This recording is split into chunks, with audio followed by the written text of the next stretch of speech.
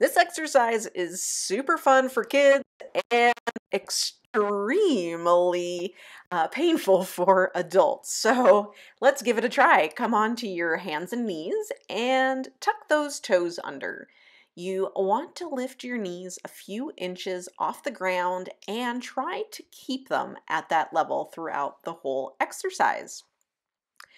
Another fun way to intensify this exercise is to try to tap your knee to your elbow as you crawl. So crawl down a long hallway, preferably in your house or large room, and keep your chin tucked and your hips low, but your knees off the ground. You want to make sure your abs are engaged and those glutes are working.